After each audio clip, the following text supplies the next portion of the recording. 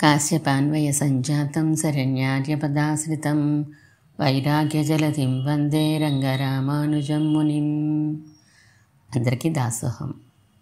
మన ఆచార్యులు శ్రీ శ్రీ శ్రీ త్రిదండి శ్రీ రంగరామానుజీయ స్వామి వారు రచించిన గ్రంథాలని మనం చదువుకుంటున్నాం.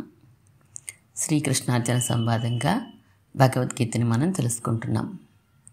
9వ అధ్యాయంలో రాజవిద్య రాజగుహ్య యోగంలో ఉన్నాం. మనం 9వ అధ్యాయంలో 13 శ్లోకాలు చదువుకున్నాం. 3302వ ప్రశ్న వరకు మనం చదువుకున్నాం. 14వ శ్లోకంలో భజనం ఎలా ఉంటుందో చెప్తున్నారు. 14వ శ్లోకం చదువుతాను అని శిష్యుడు 14వ శ్లోకాన్ని చదువుతున్నాడు. సతతం కీర్తయంతో మాం యతంతశ్చ దృఢవ్రతాః నమస్యంతశ్చ మాం భక్త్యా నిత్యయుక్తా ఉపాసతే. అన్వయం విను అని గురువుగారు చెప్తున్నారు. మాం సతతం భక్త్యా కీర్తయంతః దృఢవ్రతాః యతంతశ్చ నమస్యంతశ్చ నిత్యయుక్తాః మాం ఉపాసతే. తాత్పర్యం: నన్నెల్లప్పుడూ భక్తితో కీర్తించేవారు, స్థిరమైన సంకల్పము కలవారై ప్రయత్నములు చేయువారు, నమస్కారములు చేయువారు, నాతో నిత్య సంబంధమును కోరువారు అయ్యి నన్ను ఉపాసించెదరు. ఉపాసించడం అంటే ఏమిటండి? భక్తి అనే అర్థం. ప్రీతిపూర్వక అనుసంధానమే. పిల్లవాడి యందు ప్రీతి కలిగిన తల్లిదండ్రులు, తల్లిదండ్రుల యందు ప్రీతి కలిగిన పిల్లలు, భర్తల యందు ప్రీతి కలిగిన భార్యలు, భార్యల యందు ప్రీతి కలిగిన భర్తలు, వీరందరూ కూడా తమకు గల ప్రీతి విశేషము చేత ఏదో ఒకటి చేయకుండా ఉండలేరు. అయితే చక్షుర్గోచరమైన వారి విషయంలో తమ ప్రీతిని ఆవిష్కరించడానికి, చక్షుర్గోచరం కాని పరమాత్మ విషయంలో ప్రీతిని ఆవిష్కరించడానికి భేదం ఉంటుంది. ఎందుచేతనంటారు? తల్లి, పిల్ల, భర్త, భార్య ఇలాంటి వారి విషయంలో మనం ప్రదర్శించే ప్రీతికి అంతో ఇంతో స్పందన కనిపిస్తుంది. ఉత్సాహం పెళ్ళుబుకి ఆ ప్రీతి వృద్ధి పొందుతూ ఉంటుంది. పరమాత్మ విషయంలో మన ప్రీతికి ఆయన స్పందిస్తూనే ఉన్నా ఆ స్పందనని మనం గుర్తించలేకపోతూ ఉండవచ్చు. మన చుట్టుప్రక్కల ఉన్న వారి ద్వారా తన స్పందనని ఆయన ప్రదర్శిస్తాడు. ఆయన ద్వారానే అది వచ్చిందనే గుర్తెరుగలేక మనం స్పందించిన ఆ వ్యక్తుల యందే ప్రీతిని పెంచేసుకుంటూ ఉంటాం. అది తేడా. అర్థమైంది. చీఫ్ మినిస్టర్ గారు పెన్షన్లు శాంక్షన్ చేసినా కలెక్టర్ ఆఫీస్ గుమస్తావో పోస్ట్ మ్యానో అది మనకి తెచ్చిస్తాడు కనుక విద్యాగంధం లౌకిక జ్ఞానం లేనివారు ఆ గుమాస్తాని పోస్ట్ మ్యాన్ని సంభావిస్తున్నట్లన్నమాట. అవును, అలా కాకుండా తమ ప్రీతికి ఒక ప్రయోజనాన్ని ఆశించకుండా ఉన్నవారు ప్రీతిని కొనసాగించే, పెంపొందించుకునే, ఆవిష్కరించే విధానాన్ని ఈ శ్లోకంలో చెప్తున్నారు. సతతం అంటే ఎల్లప్పుడూ అనే కదా అర్థం? అవును, ఎల్లప్పుడూ. సతతం అనే పదం శ్లోకంలో ఉండే అన్ని కర్మలకి కూడా వర్తిస్తుంది. ఎల్లప్పుడూ కీర్తించేవారు, ఎల్లప్పుడూ ప్రయత్నించేవారు, ఇలా. కీర్తన కొక్కదానికే సతతమని పెట్టారేమో అనుకున్నాను నేను. అలాగూ అనుకోవచ్చు. తతం అంటే తీగలతో పలికే వీణ, తంబూర మొదలగు వాయిద్య పరికరాల్ని సూచిస్తుంది. స తతం కీర్తయంతః అంటే వాయిద్య పరికరాలతో సహా కీర్తనలు పాడేవారు అని కూడా ఒక ప్రత్యేక అర్థాన్ని సృష్టించుకోవచ్చు. భజనలన్నీ ఈ కోవలోకే వస్తాయా? తప్పకుండా వస్తాయి. నామస్మరణ చేయకుండా ఉండలేక నారాయణ, కృష్ణ, వాసుదేవ అంటూ పిల్లల్ని ఎలా అయితే మనం నా బుజ్జి, నా కన్న, నా కొండ అంటూ ముద్దులాడుతూ ఉంటామో అలా పులకిత గాత్రులై కీర్తించడం జరుగుతుంది. యతంతశ్చ ప్రయత్నించడం అంటే భగవత్ కార్యముల ఎడ అవసులై ప్రవర్తించడం. ఆయన కోసం పూల మొక్కలు పెంచాలన్న కోరిక మొదలుకొని చందనం తీయడం, ఆలయాలు ఏర్పాటు చేయడం, ఉన్న ఆలయాల్ని శుభ్రం చేయడం, అలంకరించడం మొదలైనవన్నీ అందులోకే వస్తాయి. దృఢవ్రతాః ఎందుకన్నారు? అందులో స్థిరంగా ఉండడం కుదరదా? వ్రతం అంటే సంకల్పం. గొప్ప ఆపద వచ్చినా, గొప్ప ఐశ్వర్యం, కీర్తి ఇలాంటివి వచ్చినా ఆ కైంకర్యాల నుంచి సడలిపోకుండా ఉండే స్థితిని చెప్పడానికి దృఢవ్రతాః అని అన్నారు. నమస్కారం చేయడం అంటే సాష్టాంగ నమస్కారం అనే అర్థం చెప్పుకోవాలా? 2 చేతులు, 2 కాళ్ళు, శిరస్సు, మనస్సు, బుద్ధి, అభిమానం అనే 8 కూడా దుమ్మని, బురదని, గులకరాయని, ఎండని ఆలోచనే లేకుండా భూమి మీద పడి మ్రొక్కడాన్ని సాష్టాంగ నమస్కారం అంటారు. అదే శాస్త్రవిహితం. కూర్మవత్ తాబేలు వలె మ్రొక్కడం కూడా శాస్త్రసమ్మతమే. నిత్యయుక్తాః అంటే భగవంతుడితో మనకుండే సంబంధం ఎల్లప్పుడూ ఉండేదే. ఆయన లేకుండా మనకి సత్త లేదు. ఆ విషయాన్ని మాటిమాటికి అనుసంధానం చేసుకుంటూ అది మరపు రాకుండా ఉంటే చాలు నిత్యయుక్తుడవుతాడు. ఓహో, ఇదన్నమాట ఉపాసనా రూపం, భక్తి యోగపు ముఖచిత్రం. ఇంకా 15వ శ్లోకం చూడు. జ్ఞాన యజ్ఞేన చాప్యన్యే యజంతో మాముపాసతే ఏకత్వేన పృథక్త్వేన బహుతా విశ్వతో ముఖం. అన్వయం. అన్యే అపి జ్ఞాన యజ్ఞేన చ యజంతః బహుతా పృథక్త్వేన విశ్వతో ముఖం మాం ఏకత్వేన ఉపాసతే. ఇదేదో క్రొత్త ఉపాసనలా ఉన్నదే. క్రొత్తదా అంటే మరి క్రొత్తదేమీ కాదు. తాత్పర్యం విను. మరికొందరు జ్ఞానయజ్ఞము చేత కూడా ఆరాధిస్తున్నవారే అనేక ప్రకారములుగా ఉన్న జగత్తు రూపమున అన్నింటినీ ప్రకారములుగా కలిగి ఉన్న నన్ను ఒకడే ఉండు భావంతో ఉపాసింతురు. కొంచెం కూడా అర్థమవలేదండి. చాలా అయోమయంగా చెప్పారు మీరు. వివరిస్తానులే, కంగారు పడకు. ముందు ఇంకో విషయం చెప్పండి. 13, 14, 15 శ్లోకాల్లో విషయం అంతా ఒకటేనా, వేర్వేరా?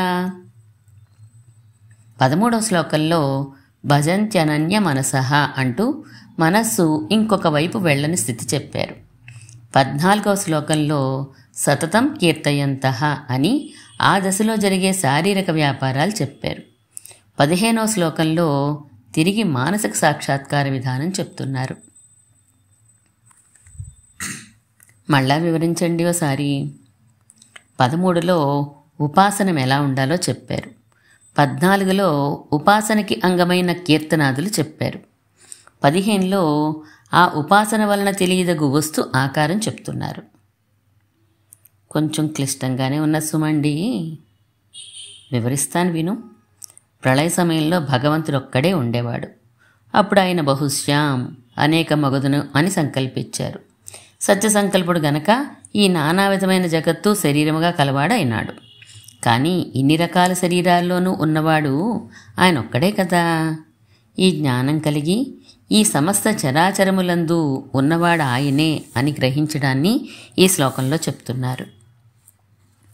భూపాదో యస్య నాభిః వీదసురినిలశ్చంద్ర సూర్యోచ నేత్రే అని చెప్పినట్లా అది కూడా ఒక ఉపాసనే. కానీ దాన్ని ఇక్కడ చెప్పడం లేదు. దేవతలు, మనుష్యులు, జంతువులు, పక్షులు, వృక్షములు మొదలైన వివిధ ఆకారములలో అంతర్యామిగా ఉన్నవాడు ఒక్కడే అని చెప్తున్నారు. దీనిని జ్ఞానయజ్ఞం అని ఎందుకన్నారు? మానసికమైన అనుసంధానం కనుక. అయితే దీన్ని ఒక్కదాన్నే చేయొచ్చు కదా. మళ్ళా కీర్తనలు, నమస్కారాలు, సేవలు ఎందుకు? వాటి ఫలితంగానే ఇది వచ్చింది. అదే అంటున్నాను. ఇక వాటిని వదిలేయచ్చా? నీలాంటి వాళ్ళు ఉంటారని, అది ఆత్మవంచనకి దారి తీయవచ్చని జ్ఞానయజ్ఞేన చ అన్నారు. జ్ఞానయజ్ఞము చేత కూడా అని అర్థం. అన్యే అపి అన్నారు. మరికొందరు మహాత్ములు అని అర్థం. క్లియర్గా చెప్పండి. 13వ శ్లోకంలో చెప్పినట్లు అనన్య మనస్కులై భగవంతుణ్ణి ఆశ్రయించగా అందులో కొందరికి అది పక్వమవగా వారు అవసులై కీర్తన నమస్కారాదులు నడుపుచుండగా వారిలో కొందరికి అదిన్ని పక్వమై విశ్వతోముఖం జగత్తున ఉన్న అన్నింటినీ ప్రకారములుగా కల భగవంతుణ్ణి ఉపాసిస్తాడు అని అర్థం. అంటే ఈ దశకి వచ్చిన వారు వెనకటి ఉపాసనలైన అనన్య మానసులుగా ఉండడము, కీర్తనాదులు చేయడము వంటి వాటిని విడువరు. అవన్నీ ఇందులో భాగంగానే కొనసాగుతూ ఉంటాయి. ఓహో, కానీ మీరు పృథక్వేన విశ్వతోముఖం ఏకత్వేన అని అన్వయించారు. ఏకత్వేన పృథక్వేన చ అని అన్వయించుకోకూడదా? ఏం ప్రయోజనం? ప్రకృతి పురుషులు కలిపి జగత్ అవుతుంది. ఇదివరకు సూక్ష్మరూపంలో భగవంతుని యందు విడదీసి చూడసఖ్యం కాకుండా ఇమిడి ఉండేది. సృష్టిలో దేవతలు, మనుషులు, పక్షులు మొదలైన అనేక రూపాలుగా జగత్తు భాషించినా ఆ శరీరములలో ఉండే శరీరి ఒక్కడే అని తెలుసుకోవడం శాస్త్రసమ్మతం. కలిసి విడిగాను ఉపాసించడం అనే అర్థం ఇక్కడ ప్రయోజనకారి కాదు. బహుభంగులుగా ఉన్న వాడిని ఏకవిధంగా ఉపాసించడం భ్రాంతి అవదా? అవదు. బహుభంగులుగా ఉన్నవాడు ఒకడే అని శాస్త్రం చెప్తోంది కదా. ఇది చాలా ఉన్నతమైన దశలా అనిపిస్తోంది. దీని తర్వాత ఏమవుతుంది? 16, 17, 18, 19 శ్లోకాల్లో వివరించబోతున్నారు. జ్ఞానయజ్ఞం మరోమారు చెప్పాలండి, స్పష్టం అవ్వలేదు. చిన్న చిన్న వాక్యాలుగా చెప్తాను, ఎక్కడ అర్థం అవ్వలేదో గుర్తించు. సరే, చెప్పండి. ఈ జగత్తునందంతటా పరమాత్మ ఉన్నాడు. అందుచేత ఆయన శరీరి, జగత్తు శరీరము. అర్థమైంది. శరీరి లేకుండా శరీరం మాత్రం ప్రత్యేకంగా ఉండదు. అర్థమైంది. శరీరము విశేషణము, శరీరి విశేష్యము. అర్థం కాలేదండి. నల్ల కలువ అన్నప్పుడు నల్లతనము విశేషణము, కలువ విశేష్యము. కుండలి అన్నప్పుడు కుండలములు విశేషణము, వాటిని ధరించినవాడు విశేష్యము. అలాగే జగత్తును ధరించినవాడు పరమాత్మ కనుక జగత్తు విశేషణము, పరమాత్మ విశేష్యము. అర్థమైంది. శరీరము శరీరికి అపృథక్ సిద్ధ విశేషణము. అర్థమైనా అర్థం కానట్లుందండి. కుండలములు వాటిని ధరించిన వాడికన్నా వేరుగా ఉండగలవు. నల్లతనము కలువని వదిలి వేరుగా ఉండలేదు. అర్థమైంది. వేరుగా ఉండగలిగితే పృథక్ సిద్ధ విశేషణం, ఉండలేకపోతే అపృథక్ సిద్ధ విశేషణం. అర్థమైంది. శరీరమునకు చేతులు, కాళ్ళు మొదలైన అవయవాలుంటాయి. శరీరికి శరీరమంతా అపృథక్ సిద్ధమే.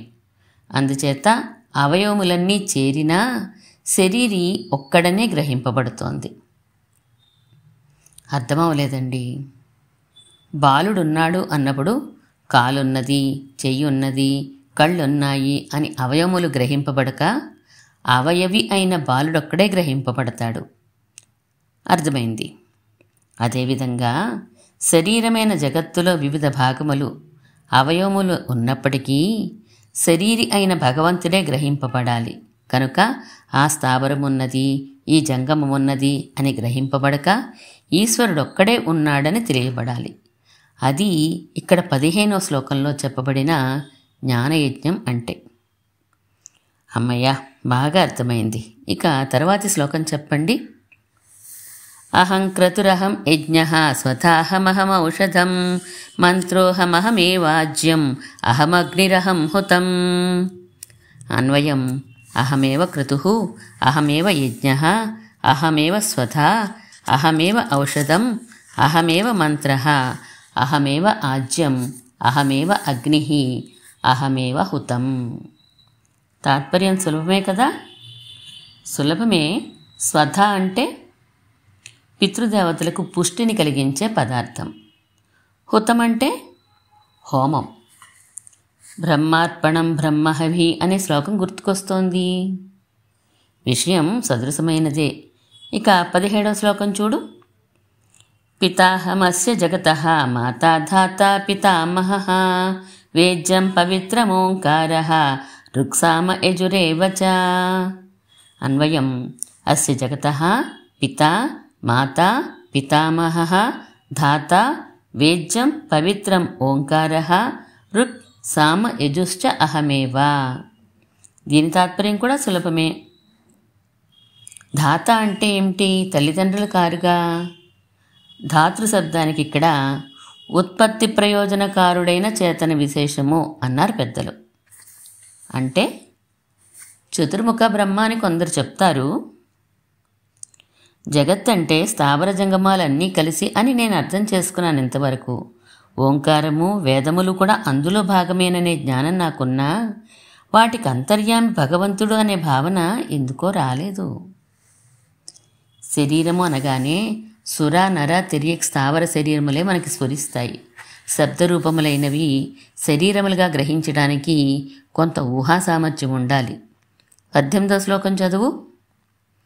గతిర్భర్త ప్రభు సాక్షి నివాస శరణం సురుతు ప్రభవ ప్రళయస్థానం నిధానం బీజమవ్యయం. అన్వయం కూడా ప్రయత్నం చెయ్యి. గతి భర్త ప్రభు సాక్షి నివాస శరణం సుహృత్ ప్రభవ ప్రళయస్థానం నిధానం అవ్యయం బీజం అహమేవా. సరిపోయింది. గతి అంటే పొందవలసిన స్థానము, భర్త అంటే పోషకుడు, ప్రభువు అంటే శాసించేవాడు, సాక్షి అంటే ప్రత్యక్షంగా చూసేవాడు, నివాస అంటే వసించే స్థానమైనవాడు, శరణం అంటే రక్షకుడు, సుహృత్ అంటే మంచి హృదయము కలవాడు, స్నేహితుడు, మేలు కోరేవాడు అని కూడా చెప్పవచ్చు. ప్రభవ ప్రళయస్థానం అంటే అన్నిటికీ పుట్టే చోటు నశించే చోటు కూడా. నిధానం అంటే ప్రళయం నందేవి, అవ్యయం బీజం అంటే నాశరహితమైన కారణం కూడా నేనే అని తాత్పర్యం. గతి, నివాసం, శరణం మూడింటికి అర్థం ఒక్కలాగే ఉన్నదే. స్వల్పమైన భేదం ఉన్నది. గతి అంటే స్వర్గము పృథివీ మొదలైన పొందవలసిన స్థానాలు, నివాసం అంటే గృహము మొదలైనవి, శరణం అంటే మొదటి రెండింటిలా అచేతనము కాక ఇష్టప్రాప్తి అనిష్ట నివృత్తి కలిగించే పరమచేతనుడు అని అర్థం. భర్త అంటే భరించేవాడని చెప్పక పోషకుడు అని ఎందుకన్నారు? భర్త అనగానే స్త్రీ పరంగానే మనకి చటుక్కున స్ఫురిస్తుంది. కానీ ఇక్కడ మిగిలిన పదాలన్నీ సర్వజన సాధారణమైనవి. మధ్యలో వచ్చిన పదానికి స్త్రీజన ప్రసిద్ధమైన అర్థం ఎందుకులే అని అయి ఉంటుంది. పోషకుడు, ధారకుడు అని కూడా భర్త పదానికి అర్థాలే. 19వ శ్లోకానికి వెళ్దామా అండి? అలాగే కానీ 17, 18 శ్లోకాలని చూస్తే పరమాత్మతో జీవుడికుండే నవవిధ సంబంధాలు స్పష్టంగా తెలుస్తాయి. ఏంటవి?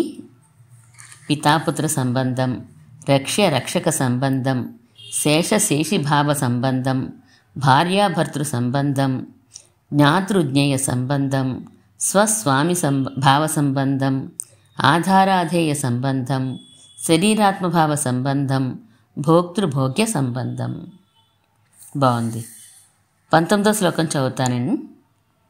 తపామ్యహమహం వర్షం నిగృహ్ణామ్యుసృజామి చ అమృతం చైవ మృత్యుశ్చ సదసచ్చాహమర్జున. అన్వయం నేను చెప్పలేను, మీరే చెప్పండి. విను. అర్జున, అహం తపామి, అహం వర్షం నిగృహ్ణామి, ఉత్సృజామి చ అమృతం మృత్యుశ్చ సత్ అసత్ అహమేవా. పదార్థములని 18వ శ్లోకం వరకు చెప్పి ఇప్పుడు వాటి ప్రవృత్తుల్ని చెప్తున్నారా? అవును, ఆ ప్రవృత్తులన్నీ తన అధీనమే అని చెప్తున్నారు. అగ్ని సూర్యాది రూపంగా తపింపచేసేది నేనే, పర్జన్య రూపంగా జలాన్ని స్వీకరించేది నేనే, వర్షింపచేసేది నేనే, లోకం బ్రతికే వస్తువులనిచ్చేది నేనే, నశించిపోయే వస్తువులనిచ్చేది నేనే, ఇప్పుడున్న వస్తువులు నేనే, రాబోయే వస్తువులు, జరిగిపోయిన వస్తువులు కూడా నేనే. ఇలా మహాత్ములు నన్ను ఉపాసిస్తారు అని వివరిస్తున్నాడు పరమాత్మ. నానా విధములుగా ప్రపంచమంతా ఉన్నప్పటికీ యథార్థంగా ఉన్నవాడను నేనొక్కడినే అని కృష్ణుడు చెప్తున్నాడా? లేదు, అలా చెప్పడం లేదు. నానా విధములైన ప్రపంచమంతా నాకు శరీరమై ఉండడం వలన నేను వాటన్నిటికీ శరీరిని కనుక నా నియమనం చేతనే సమస్త వ్యాపారములు జరుగుచున్నవి అని మహాత్ములు గ్రహించి తదనుగుణంగా ఉపాసిస్తున్నారు అని చెప్తున్నాడు పరమాత్మ. మొత్తం మీద ఏకత్వ జ్ఞానమేగా చెప్తున్నారు. ఏకత్వ జ్ఞానం 2 రకాలుగా ఉండవచ్చు, శుద్ధైకత్వము, విశిష్టైకత్వము అని.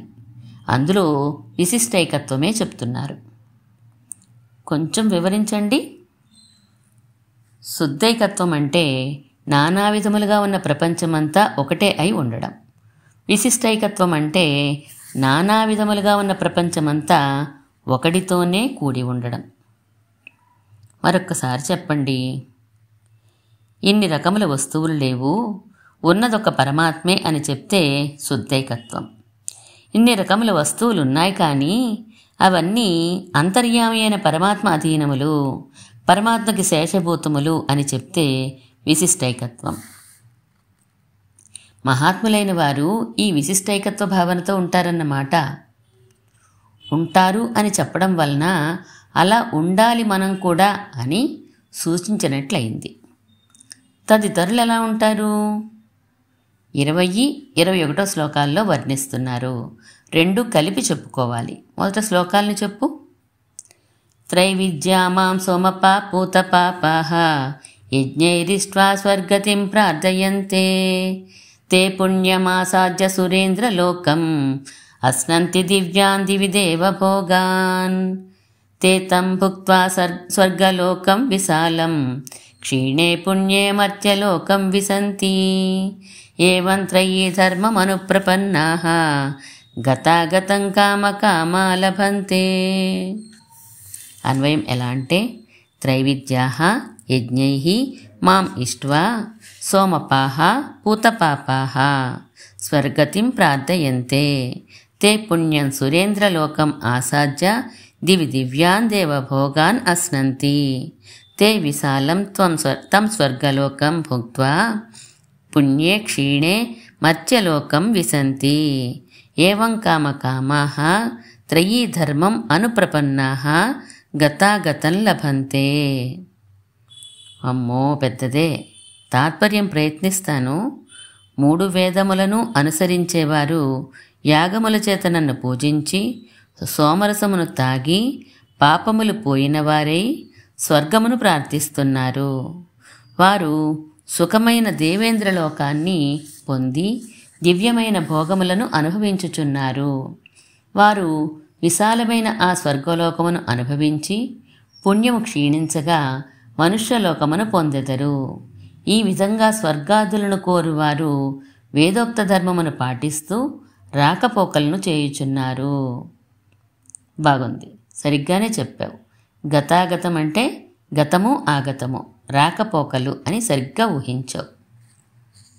కానీ గురువుగారు, వేదాన్ని అనుసరిస్తున్న వీరిని మహాత్ములలో చేర్చలేదేమి? వేదము 2 భాగాలుగా ఉంటుంది, వేదము వేదాంతము అని. వేదనిష్ఠులని ఈ శ్లోకంలో చెప్తున్నారంటే వీరు వేదాంతనిష్ఠులు కారు అని అర్థం. అది ఒక తప్ప. వేదనిష్ఠులైన వారు స్వర్గానికి ఇక్కడికి రాకపోకలు సాగిస్తూ ఉంటారు. వేదాంతనిష్ఠులైన వారు పరమపదానికి వెళ్తే మరి తిరిగి రారు. అది తేడా. ఈ రాకపోకలు ఒక దోషమా అని అడుగుతున్నాను. రాకపోకలు ఒక దోషం కాదు. వాటి వలన లభించే సుఖాలు అల్పములు, అస్థిరములు అని తెలుసుకోకపోవడం దోషం. ఆ దోషం వలననే వేదాంతనిష్ఠులు అవలేకపోతున్నారు. వేదాంతనిష్ఠులంటే భగవంతుణ్ణి ఆశ్రయించిన వారే కదా. మాం ఇష్ట్వా, నన్ను పూజించి అని శ్లోకంలో వారినే చెప్పారు కదా. కాదు, స్వర్గం లభించినా మోక్షం లభించినా భగవంతుడి వలనే లభిస్తుంది, సందేహం లేదు. కానీ వేదనిష్ఠులు ఇంద్రాది దేవతల ద్వారా భగవంతుణ్ణి ఆరాధిస్తారు. అది కూడా వారికి తాము ఇంద్రాది దేవతల్ని ఆరాధిస్తున్నాము అనే తెలుసు తప్ప వారి ద్వారా భగవంతుణ్ణే ఆరాధిస్తున్నామని వారికి తెలియదు. భగవంతుడికి ఆ విషయం తెలుసు కనుక తన కోణంలోంచి మాం ఇష్ట్వా అన్నాడంతే. ఓహో, సోమపానం అంటే ఏంటండి? సోమలత అని ఒకటి ఉంటుంది, ఇప్పతీగ అని మన వారు కొందరు అంటారు. కానీ అది ఇది ఒకటో కాదో తెలీదు. హిమాలయ సానువులలోనే లభిస్తుందట ఆ సోమలత. దానిని వేదమంత్రములతో అన్వేషించి సేకరించి తీసుకుని వచ్చి నలగగొట్టి మరిన్ని వేదోక్త ద్రవ్యములతో చేర్చి యజ్ఞములో వినియోగించి శేషాన్ని పానం చేస్తారు. అమృతపానం వంటిదట అది. అత్యంత ఉత్కృష్టమైన పానంగా చెప్తారు దానిని. చాలా ఆశపడతారు ఆ పానం కోసం. బహు సుఖంగా ఉంటుందట త్రాగిన తర్వాత. సోమయాజి అనే బిరుదునిస్తారు దానిని త్రాగిన వారికి. ఎలా ఉంటుంది తాగిన తర్వాత? మత్తుగా ఉంటుందా? మత్తుగా ఉండడం దోష ప్రకరణంలోనికి చేరుస్తుంది దానిని. ఇది వైదిక పానం, శిష్ట పరిగ్రహం, సుఖరూపమైనదని వర్ణిస్తారు. దీనివలన స్వర్గప్రాప్తి కలగడానికి ఆటంకములుగా ఉన్న పాపాలు తొలగిపోతాయట. అప్పుడు ఇంక స్వర్గం కావాలని అడగగానే వెంటనే వచ్చేస్తుంది. ఆ పుణ్యం వలన దేవలోకానికి వెళ్తారన్నమాట. అక్కడి భోగములన్నీ దివ్యములే కదా. మళ్ళా దివ్యాన్ అని ఎందుకన్నారు శ్లోకంలో? చాలా రహస్యాలున్నాయి ఈ సందర్భంలో. యాగాలలో పశువులని, పురోడాసాన్ని వినియోగిస్తారు. అవన్నీ దేవతలకి చాలా ఇష్టమైనవి. వీడెంత పుణ్యాన్ని సంపాదించినా దేవతలు వీటిలో భాగాన్ని ఇవ్వరు. దేవలోకంలో తాము అనుభవిస్తున్న భోగాలనే ఇస్తారు. ఆ భోగాలే బాగుంటాయి కదండి. ఏం బాగు? యథా పశురేవం సదేవానాం అని వేదం చెప్తోంది. అంటే ఇక్కడ మనం పశువుల్ని ఎలా మేపుతామో అలా అక్కడ మనని చూస్తారు వారు. ఛీ, అంత నీచమా? వేదాంతనిష్ఠులకి అది నీచమే. వేదనిష్ఠులకి మాత్రం మహద్భాగ్యంగా ఉంటుంది. అందుకే వీరి మీద వారికి చిన్న చూపు. ఇంత మాత్రానికి యజ్ఞం చేసి సోమలత సారాన్ని తాగేదేముంది? నేరుగానే తాగేయచ్చు కదా. యజ్ఞశేషం కాని సోమరసపానం నరకాన్నిస్తుందట. అందుకు దాన్ని విడిగా తాగరు. అమ్మో, ఎన్ని చిక్కులో! అయినా సోమపానం వలన పాపాలు పోతాయన్నారు. స్వర్గం అనుభవించగానే పుణ్యం పోతుంది. పాపం పుణ్యం పోగానే మోక్షం వచ్చేయవద్దు? రాదు. ఎందుకంటే పాపం పుణ్యం పోలేదు కనుక. స్వర్గానుభవానికి ఆటంకంగా ఉండే పాపమే పోతుంది. మిగిలిన పాపాలు పోవు సోమపానం వలన. స్వర్గానుభవం వలన తత్సంబంధమైన పుణ్యమే ఖర్చు అవుతుంది. మిగిలిన పుణ్యాలు ఇంకా మిగిలే ఉంటాయి కనుక మనుష్యలోకానికి తిరిగి రావాల్సి ఉంటుంది. అలా వచ్చి మళ్ళా యాగం చేస్తాడా? చెయ్యుడు మరి. మద్యపానం రుచి మరిగినవాడు ఆ పూట జేబులో ఉన్న డబ్బులు అయిపోగానే ఆ సారా దుకాణం నుంచి బయటికి వచ్చేసి డబ్బులు సంపాదించి మళ్ళా ఆ సారా దుకాణానికి వెళ్ళి ఖర్చు పెట్టుకోవడం లేదు. ఇది అంతే. మరి ఇంతలా ఉంటుందా స్వర్గానుభవం అంటే? అవునాయనా. అందుకే వేదనిష్ఠుల కన్నా వేదాంతనిష్ఠులకి గొప్ప గౌరవం లభిస్తుంది. వారినే మహాత్ములు అని అంటారు. అబ్బా, ఇది రోతగా ఉన్నది. మహాత్ముల గురించే. వారు ఎలా ఉంటారో చెప్పండి. వీరి గురించి అనవసరం కాదు బాబు. ఏది చెయ్యకూడదో ఆ విషయంలో ఒక కనీస అవగాహన తప్పనిసరిగా ఉండాలి. కనుక పరమాత్మ ఆ మాత్రం ప్రస్తావించాడు. ఇక మహాత్ముల ఆచరణని అత్యంత ప్రసిద్ధమైన శ్లోకం అనన్యాశ్చింత ఎంతో మాంలో తెలుసుకుందాం అని ఇక్కడితో గురువుగారు ఈ ప్రకరణాన్ని ఆపారు. 3376వ ప్రశ్న. 3376వ ప్రశ్నతో మనం ఆగాం. అంటే 9వ అధ్యాయంలో 21 శ్లోకాల వరకు మనం తెలుసుకున్నాం. 22వ శ్లోకాన్ని తర్వాత తెలుసుకుందాం. 3377వ ప్రశ్నలో శ్రీమన్మహాభూతపురే శ్రీమత్కేశవ యజ్వరః కాంతిమత్యాం ప్రసూతాయ యది రాజాయ మంగళం.